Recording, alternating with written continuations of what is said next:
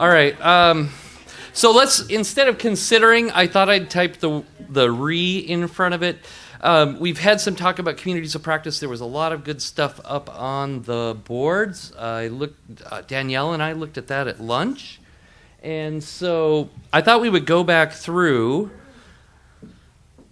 There, that's where I put the re. Kind of reconsidering communities of practice. And now that we've thought about what they can be, you've shared some of your frustrations of experiences that have been. Where should and shouldn't we go, or you go, and how can we facilitate that process to make what you've had or haven't better? And so as we do that, right, again, we have a big problem like biosecurity, so how can we use COP theory and those elements to go through the process of thinking about how to make it better? And I'm going to just give you some more food for thought. Well, yeah, sort of food, intellectual food for thought. And then Julie's going to come up and talk about some ways to envision future success. And then I'll come back and we're going to work through some of this. And so if we think about that, one of the examples that I worked on with Tim and Deanna Selnow, in that unfair notion that they got to go to Italy and I didn't, they weren't there for the earthquake. They were there for the meetings after all of the fallout. You know, at 3:32 in the morning, there was a 6.3 magnitude earthquake. And Tim or Deanna, correct me if I get some of this wrong.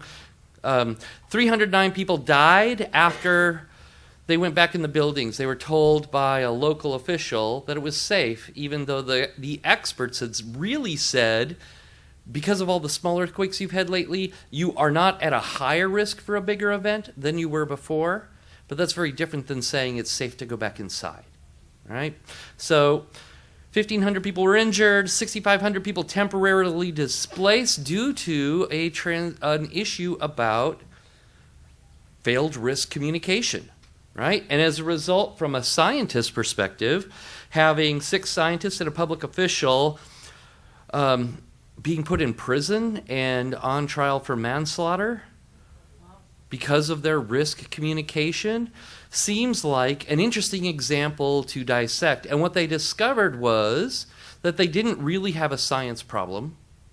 They had the risk communication problem. And we studied this we studied their after effect as a group of how they wanted to go forward. Some people wanted to quit sharing their information with the public. Well, we'll just shut up then and we'll do our own science and talk to ourselves because we get what we mean.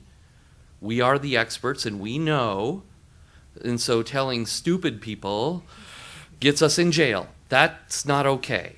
And instead, they decided that they should reframe that to think about having a communication problem. We know what we know. What our ideas about risk are good, but we need to bring other people in and incorporate them into our larger community of practice in order to get better at that communicating. And so if you look at the last part of this slide, right, they chose not to disengage from the non-scientific public by refusing to offer information to them, and instead they chose to expand their mutual engagement to include other types of knowledge and to think about the way they're communicating risk and who they're trying to reach in what way. And they made some significant changes in what that is. And if we think about that for our mutual engagement, one person wrote on the board, it's almost like going to dinner with your in-laws unless you choose it. Being in a community of practice, right? That it can be a very terrifying thing that you're forced into do. It's an obligation, and you really don't perhaps enjoy it, right? Does that make sense? Does that statement make sense about a resistance to mutually engage? You know, forced engagement seems like you haven't really put the mutual back into mutual engagement, right? You've put the conscripted into mutual engagement, right? Mutual attendance is usually what you end up with instead. So how can we think about, for mutual engagement in biosecurity, of the know-who component, right? Who should be at the table that isn't, is one of the questions you have. Who is at the table that should be? Where else, how can we expand biosecurity practices through better mutual engagement, right? The second question is, what practices do you actually engage in, and when should and shouldn't you engage with whom, right? In a way that makes sense organically, rather than starting from an idealistic model of a community of practice means you have to mutually engage in a prescribed way. It's better to analyze and understand your mutual engagement both from what you do and where you want to go, right? So that's one of our tasks for this afternoon. So any questions about mutual engagement? We'll get to talking about some of the specifics of this in a bit. The second part is shared repertoire, right? What are the key repertoires that you all know that shows membership is one aspect of it, right? You know you're in the club, much like my trucker Ph.D. student who suddenly realized I was by the nickname of bed bugger as well, because we lumped furniture, right? And some of the language that you could use as a trucker, a lot of which I can't go into here. It's being recorded. And then how can that be used to think about what that is useful to think about what do we need to use to help newbies become insiders, right? Or people who are on the periphery that we want to bring in. How do we help share repertoire with them in a way that they become conversant in it? Does that make sense? Yeah? Okay. And then the second aspect of shared repertoire that we really didn't get into is having a community of practice approach and thinking about what sort of repertoires you have is a great way to engage in knowledge creation. It is a good way to innovate and develop new ways of thinking that you might not have before, right? So suddenly some people think about biosecurity in one way, another person has another idea, those come together. I think of the project that we've been working on as a great example of, I would not have thought of intermingling the ideas of inter-organizational collaboration with COP theory had I not gone to the first meeting I attended and listened to the SEGS people and what they're doing with games and gamification, the education people, the different avenues they're doing education, as well as what was happening in communication and how the idea model was being applied. So that kind of integration in a community leads to some innovation, right? That's a good thing.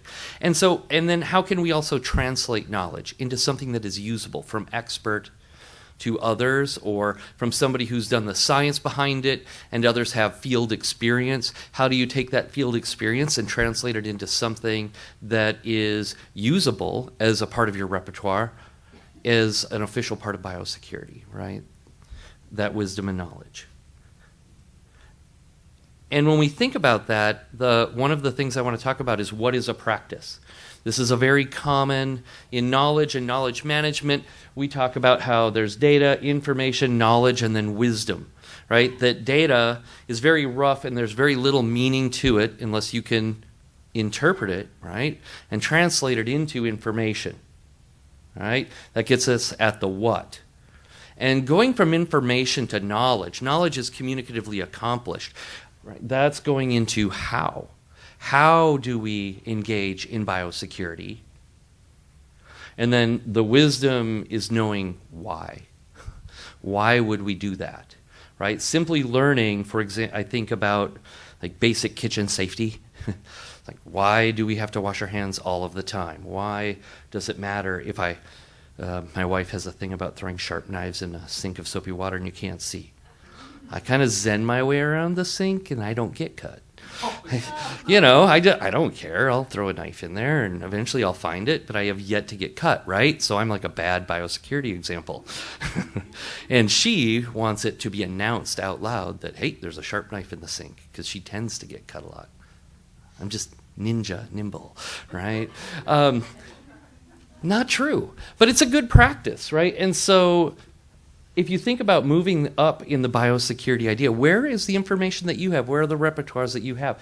And how do you translate data and information into knowledge and wisdom, which heads toward practice?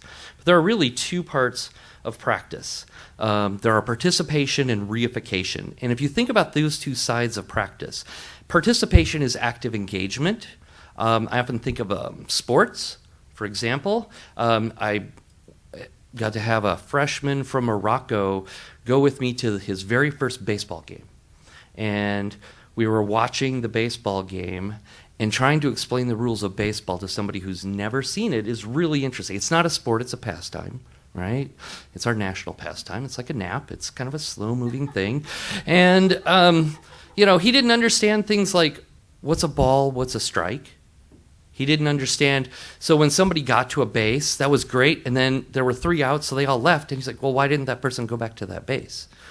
And you learn some of the rules of baseball by doing it, and you learn some of it by following the rules and objects or the reifications, right? So he could develop a reified knowledge of baseball, but having never done it, he doesn't have that inner active knowing, right? And those two mutually influence each other. And I put up another picture of the Desert Botanical Gardens. They do a winter thing called Los Noches de la Luminarias, right? The Nights of Christmas, the Lights of Christmas. And they put thousands of luminarias on the trails, and they have live music, and it's a great event. And as the docents go from 0 to 100 hours of training on Desert Botanical, on the Sonoran Garden, and the Sonoran Desert System, they learn and embody the knowledge. Then they give tours and they learn to tell stories. They don't prescribe a story. You go to 2 different docents, you'll have very different tours. Same docent, you might have very different tours. They have a repertoire of stories they can tell. And they wander through the garden, but they've learned it not only by walking through and hearing other stories, but by engaging in physical research and engaging in activities. And they would talk to me about how participating in the process of working with the Sonoran Desert ecology and understanding it gave them a different level of understanding that changed how they did tours. And as they got feedback on tours, they changed how they did that. And there's this cycle and this connection of participation and reification. And if you don't have both of those, you're not really engaging in practice. You're probably, to go back, you're probably staying down in the data and information components, and you're not moving up the pyramid. And that's how I want to get you to think about shared repertoire, right? So as I bounce back and forth, my students hate it when I do this. The last one is negotiation of a joint enterprise. It is really the way to get stakeholders involved. And this is another statement from the boards. It's that communities of practice are probably the best structure to approach a multi-level problem involving diverse stakeholders, if you can get it to work, that is, right? Which I really like that little asterisk at the end, right? So it's navigation of what and how you're going to accomplish your work. Right? You have complete choice about that. Rather than having it prescribed from above, rather than there are things that will enable and constrain what you can do, what you wish you can do, and what you can really do. But you have a choice in how you engage with each other. You have a choice about who you engage with and how. And I think having realistic goals of how to move it along, right? Chris talked a lot about small goals, small changes in biosecurity practices is so important. Because if you can get that, that's a start, or it might even be a big goal. Health campaigns, small changes are really the best you can hope for. People don't change their behavior that quickly. But what do you have, and how do you are in command and control collectively of how you choose to be a community, right? So think about, how do you want to accomplish what you want to accomplish? And one of the examples I'm going to skip through, but the very quickly, but talking about 4 best practices of how to negotiate the joint enterprise comes out of the OEF, and I'll have those slides available. If they'd followed the best practices they came up with post-crisis, they probably would have completely avoided it. A couple of the things is communication about specific risks should be layered, having high-level messages contain authoritative information about the hazard, identify the sources, and be explicit in recommending specific actions to reduce risk, or to say there aren't any, right? And if they'd followed these, they would have been better off. And they chose to engage with the public in a new way and kind of engage in what we would call renewal as a community of practice as they went forward after that crisis where some of their folks were in jail. So what is doable? Who should be in those conversations? And I want you to think about what your vision is. And I think that leads well in into what Julie's going to do. And, you know, to have to remind ourselves that if the community of practice isn't working well, it's us that's doing it or not doing it, right? As Chief Seattle said, humankind has not woven the web of life. We are but one thread within it. Whatever we do to the web, we do to ourselves, right? All things are bound together. All things connect. And sometimes we remember that when we think about biosecurity, but we don't remember that when we're engaged in our own professional practices, right? That we are building our own professional community. All right, that's it. Thank you, Joel.